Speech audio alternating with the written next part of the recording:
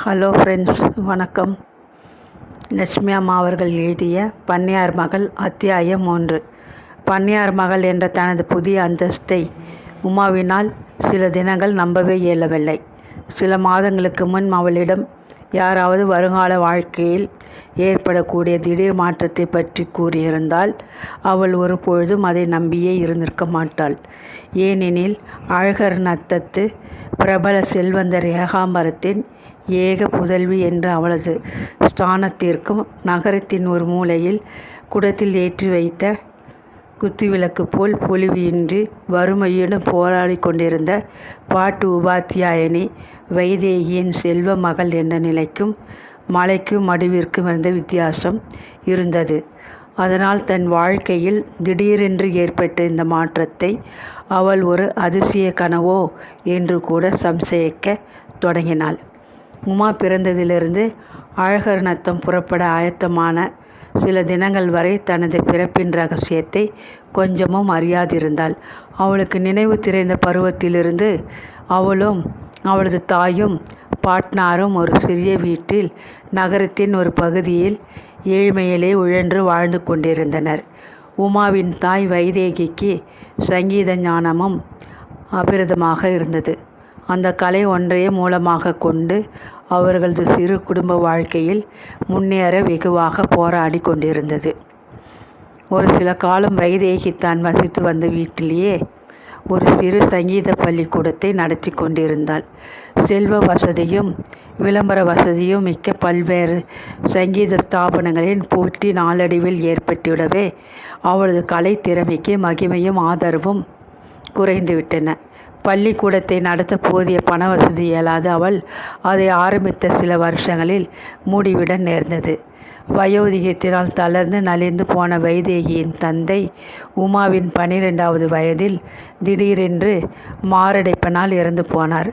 சின்னஞ்சிறு குழந்தையுடன் தன்னந்தனியே அனாதையாக இவ்வுலகில் விடப்பட்ட வைதேகிக்கு தனது மகள் வருங்கால நலனுக்காக ஏதேனும் ஒரு உத்தியோகம் செய்து வாழ வேண்டிய நிர்பந்தம் ஏற்பட்டுவிட்டது. பிறரிடம் அடிமையாக ஊழியம் செய்வதில்லை என்று அதுநாள் வரை அவள் கொண்டிருந்த கொள்கைகளை வேறு கதியின்றி கைவிட நேர்ந்தது. அவள் வசித்து வந்த தெருவிற்கு அருகாமையில் இருந்த ஒரு சங்கீத பள்ளியில் மிகவும் அரும்பாடுபட்டு வீணை போதிக்கும் உபாத்தியாயனாக ஒரு வேலை விரைவில் தேடிக்கொண்டாள். மாத சம்பளமாக அவளுக்கு கிடைத்த 30 ரூபாய்கள் தாயும் மகளும் வயிறார உண்ணுவதற்கு கூட போதியதாக இருக்கவில்லை. இந்த நிலையில் வைதேகிக்கு தன் ஒரே செல்வ மகளுக்கு கலாசாலை கல்வி கற்பித்து அவளை ஒரு பட்டதாரிணியாக்க வேண்டுமென்ற ஆசை அபரிமிதமாக இருந்தது. தன் மகளது வாழ்க்கை முன்னேற்றத்திற்காக அவள் எத்தகைய தியாகமும் செய்ய தயாராக இருந்தாள். ஒரே புடவையை துவைத்து உடுத்தி கொண்டு பாதி வயிற்றுக்கு மட்டுமே சாப்பிட்டு தன்னால் ஆன பொருளை சேமித்து மகளை நகரத்தில் ஒரு பெரிய கலாசாலையில் படிக்க வைத்தாள். சில வருஷங்களில் பட்டதாரிணியாகி கல்வி காலைகளில் சிறந்தவளாக விளங்கப் போகும் தனது மகளை பற்றி எண்ணி எண்ணி பெருமடைந்து போன அவளுக்கு எதுவும் அப்பொழுது அவளது பயங்கரமாக தோன்றவில்லை. வைதேகியின் மனத்திலே இருந்த திடம் அவளது மெல்லிய உடலிலே இருக்கவில்லை. எனவே நாளடைவில் அவளது ஆரோக்கியம் நலிவடையத் தொடங்கியது. ஆகாரத்தில் நாட்டம் குறையவும் லேசான காய்ச்சலும் முதலில் ஆரம்பமாயின. இந்த சமயம் உமா மகேஸ்வரி தனது BA பட்டத்திற்கு படித்து கொண்டிருந்தாள். அவளது படிப்பு முடியும் வரை எப்படியாவது பொறுத்துதான் ஆக வேண்டும் என்று பிடிவாதத்தில் தனது நலிந்த நிலையை பொருட்படுத்தாது வைதேகி சிரமப்பட்டு உத்தியோகம் செய்து கொண்டிருந்தாள். தக்க சிகிச்சை இல்லாததினாலும் ஓய்வு குறைவாக இருந்ததினாலும் அவளது நோய் விரைவாக முற்றத் தொடங்கவே மகள் பரீட்சை எழுதி முடித்த சில தினங்களில் தாய் படுத்த படுக்கையாகி விட்டாள். கையில் பொருள் ஏதுமின்றி நோயாளி தாயுடன் உமா மகேஸ்வரின் வாழ்க்கை பெரியதொரு போராட்டமாக ஆரம்பமாகியது.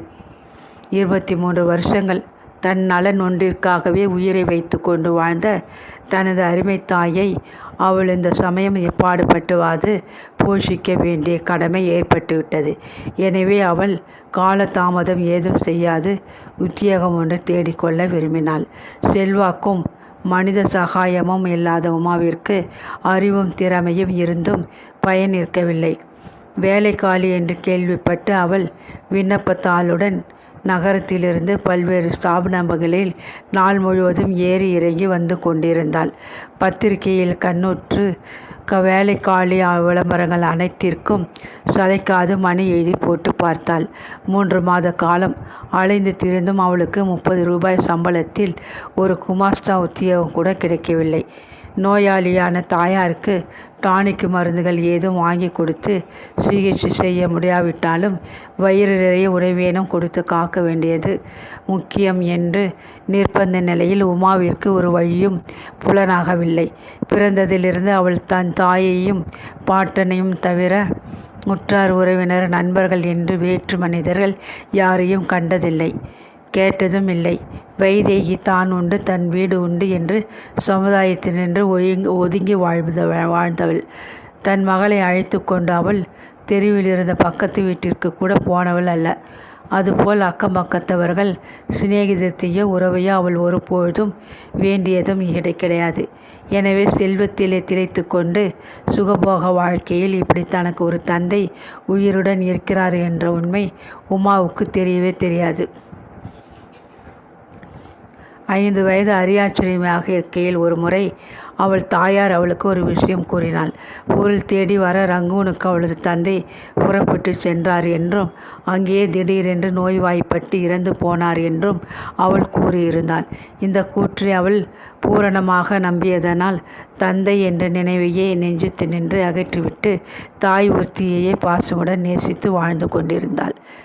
உதவி செய்ய உற்றார் உறவினர்கள் என்று யாருமே இல்லாதனால் வேறு வழியின்றி வேலை கிடைக்கும் வரை உமா தங்கள் வீட்டில் தங்களுக்கு சொந்தமாக இருந்த 2 பாத்திரங்கள், சாமான்கள், நகைகள் முதலியவற்றை ஒவ்வொன்றாக விற்று குடும்பத்தை நடத்த தொடங்கினாள். விற்று பணமாக்க லாயக்கான பொருள்கள் அனைத்தையும் விற்றாகிவிட்டன. இனி நாளைக்கு என்ன செய்வோம் என்ற பயங்கரமான நிலை ஏற்பட்ட பொழுது வைதேகியின் உடல்நிலை மிகவும் அபாயகரமாக துவங்கிவிட்டது. இனி அவளை வீட்டில் இருத்தி கொண்டு பணிவிடைகள் செய்து பயனில்லை என்று உணர்ந்த உமா ஒரு நாள் காலை தன் தாயை ஒரு வண்டியில் ஏற்றிக்கொண்டு நகரத்து தர்ம ஆஸ்பத்திரி ஒன்றில் கொண்டு போய் சேர்த்துவிட்டாள். வைதேகியை பரிசோதனை செய்து பார்த்த வைத்தியர் தலையை அசைத்து விட்டார். 1 வருஷத்துக்கு முன்பே தக்க சிகிச்சைகள் செய்திருக்க வேண்டும் என்றும் காச நோய் முற்றிவிட்டதனால் பிழைப்பது துர்லபம் என்றும் உண்மையை பச்சையாக மகளிடம் எடுத்து கூறிவிட்டார். தனது அருமை தாய் சில தினங்களில் மரணமடைந்துவிடக்கூடும் என்பதை உணர்ந்து கொண்ட உமாவின் மூலம் பட்ட பாட்டை விவரிக்கவே இயலாது. 23 வயது பெண்ணாக வாட்டச்சாட்டமாக வளர்ந்திருந்தும் கலாசாலை கல்வி கற்றிருந்தும் தன்னால் தன் தாயாருக்கு ஒரு வகையிலும் கடமை புரிய இயலாது போய்விட்டதை எண்ணி அவள் கண்ணீர் உகப்பதை தவிர வேறு வழி இல்லாதது இருந்தது.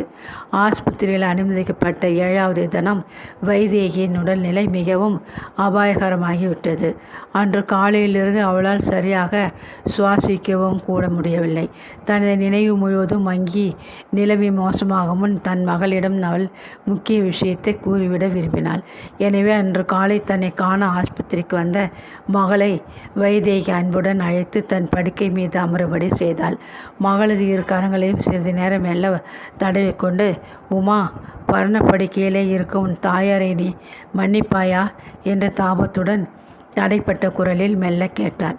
இத்தகைய ஒரு கேள்வியை தாயிடமிருந்து எதிர்பார்க்காத உமா திடுக்கிட்டு மெய் பதறி போனாள். அம்மா, மன்னிப்பது எதற்கு? ஏன் இப்படி பேசுகிறீர்கள் என்று பதட்டமாக வினவினாள். தாயினது பழகின நிலைமையையும் அவள் முகத்திலே படர்ந்து நின்ற துயரத்தையும் காண மகளால் சகிக்கவே முடியவில்லை. உமாவின் அகன்ற 2 விழிகளிலும் கண்ணீர் பெருகி கன்னங்கள் மீது வழிந்தோடியது. வைதேகி தளர்ந்த தனது 2 கரங்களையும் தூக்கி அன்புடன் மகளின் கண்ணீரை மெல்ல துடைத்தாள். குழந்தாய், அழாதே. 20 வருஷ காலமாக உனக்கு நான் ஒரு பெருந்துரோகம் செய்து விட்டிருக்கிறேன். எவ்வளவோ செல்வத்திலும் சிறப்பிலும் வாழ வேண்டிய உன்னை எனது கர்வத்தின் காரணமாக வறுமையில் விழவிட்டேன். உண்மையை அறிந்ததும் நீ என் மீது மனக்கசப்படையாது வணித்திடுவாயானால் என் ஆத்மா சாந்தி அடையும். கண்ணே, உன்னை மன்னிப்பேன் என்று வாக்கு கொடு. உன்னிடம் இன்று ஒரு உண்மையை கூறப்போகிறேன் என்று திணறினாள். உமாவின் நெஞ்சு துயரத்தின் சுமையை தாளாது வெடித்துவிடும் போல் குமுறியது. தாய் சொல்ல போகும் உண்மை என்னவாக இருக்கும் என்று அவளால் யூகிக்க முடியாததனால் கலவரமும் பீதியும் ஒருங்கே எய்தி, அம்மா, நீங்கள் என்னை வளர்த்து ஆளாக்கப்பட்ட பாட்டிற்கு என் உடலில் உள்ள ஒவ்வொரு அணுவும் தங்களுக்கு பெரிதும் கடமைப்பட்டுள்ளது. இந்நிலையில் நான் மன்னிப்பது என்பதற்கே இடமில்லை. எனினும் உங்கள் மனம் சாந்தி அடைவதற்காக சத்தியமாக சொல்கிறேன். உண்மை எதுவாக இருந்த போதிலும் உங்களை மன்னித்து விடுவேன். கவலைப்படாதீர்கள் என்று ஆறுதலாக கூறிவிட்டு தாயை அணைத்து கொண்டாள். கண்களை திரையிட்டு பார்வையை மறைத்த தன் கண்ணீரை வைதேகி சிரமப்பட்டு அடக்கி கொண்டாள். உமா, என் செல்லமே, உனது தந்தை இறந்து விட்டார் என்று இதுகாறு நீ என் பேச்சை கேட்டு நம்பி வந்தாயல்லவா? அது பொய். உன் தந்தை ஊருடன் இருக்கிறார் என்று திணறிவிட்டு பேச முடியாது நிறுத்தினாள். திகைப்பும் ஆச்சரியமும் அடைந்த உமா, அப்படியாம்மா என்று ஆவலுடன் கூவினாள். சுமார் 20 வருஷங்களுக்கு முன்பு அவரிடமிருந்து நான் பிரிந்து தனியே வாழ வெளியே புறப்பட்டு விட்டேன். அப்பொழுது நீ 3 வயது குழந்தை. உன்மேல் கொண்டிருந்த கரை காணாத பாசத்தினால் உன்னை உன் தந்தை எவ்வளவோ வேண்டியும் அவரிடம் வளர்த்து வர அனுப்ப மறுத்துவிட்டேன். உன் பாதுகாப்புக்காக அவர் செய்து வந்த உதவிகளை ஏற்க மறுத்துவிட்டேன். அவர் அளிக்கும் ஒரு செப்பு தம்படி கூட உன் வளர்ச்சிக்காக உபயோகிக்கக்கூடாது என்ற பிடிவாதம் எனக்கு அப்பொழுது தீவிரமாக இருந்தது. என் வயிற்றிலே 10 மாதம் சுமந்து என்னால் பூஷிக்கப்பட்டு கண்ணின் கருமணியாக நான் நேசித்த என் மகளை நானே தான் பாடுபட்டு வளர்த்து ஆளாக்க வேண்டும் என்ற ஆத்திரம் என் உள்ளத்தில்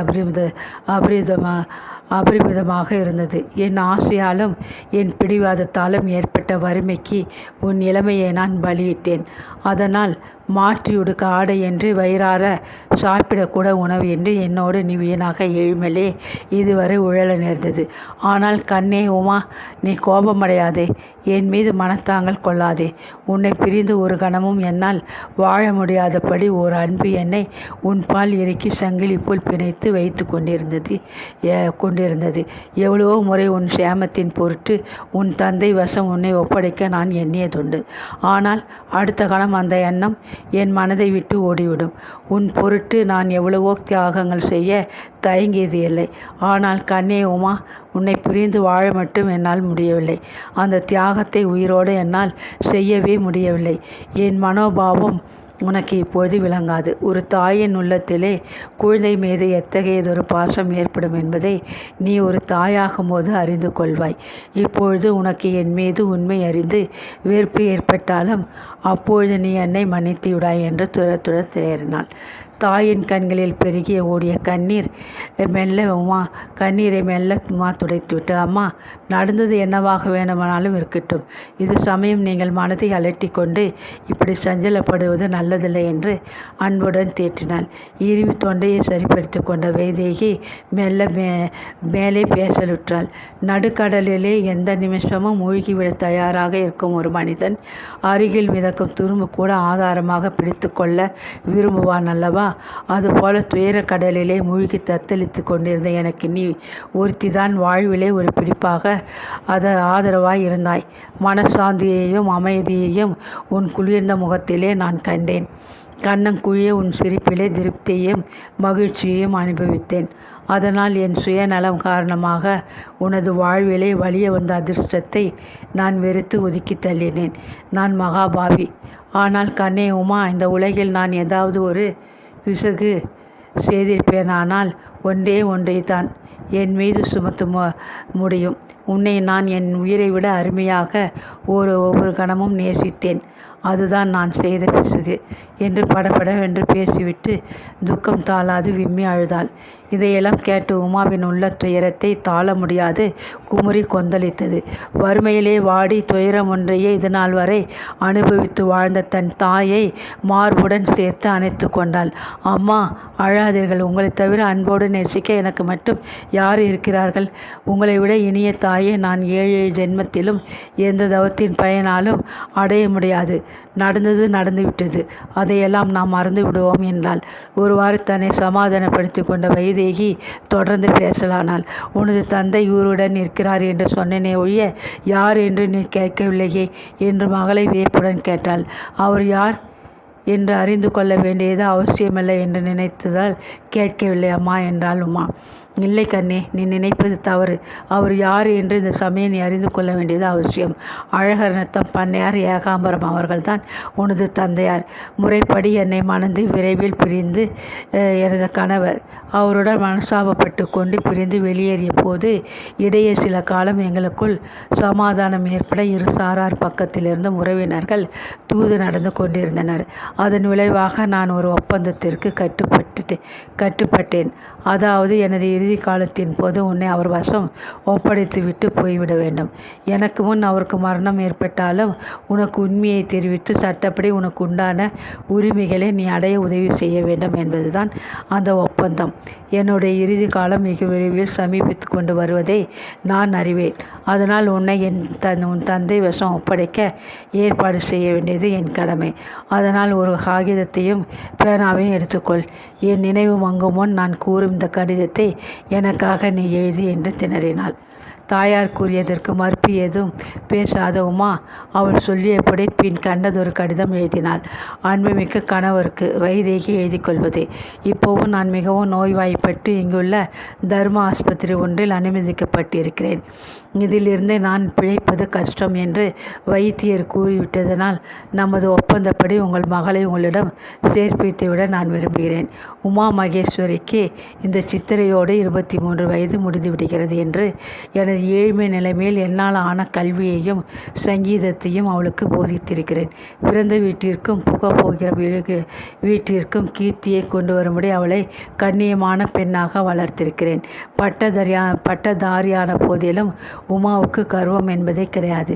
அடக்கமான நல்ல பெண் அவள். அவளுக்கு தக்க வாழ்க்கை துணைவரை தேடி அவளது வாழ்வை வளமாக்குவது எண்ணி உங்கள் பொறுப்பு. இந்த கடிதம் கண்டவுடன் தங்கள் மகளை தங்களிடம் அழைத்து கொள்ளத்தக்க ஏற்பாடுகளை விரைவில் செய்வீர்கள் என்று நம்புகிறேன். உமாவிற்கு என் ஆசீர்வாதம். தங்கள் மனைவி வைதேகி என்று கடிதத்தை எழுதி முடித்தாள்.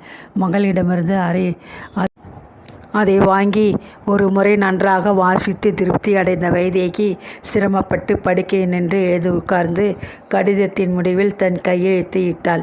இதை பத்திரமாக இந்த தபாலில் பண்ணையார் ஏகாம்பரம் அழகர்நத்தம் என்ற விலாசத்திற்கு ரிஜிஸ்டர் செய்து அனுப்பிவிடு என்று உத்தரவிட்டுவிட்டு களைப்புடன் படுக்கையில் சாய்ந்து கொண்டாள்.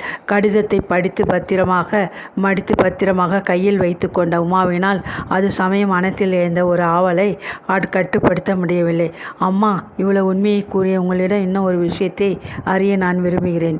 20 வருஷ காலமாக இப்படி தனியாக பிரிந்து வாழ முற்பட்டதன் காரணம் என்ன?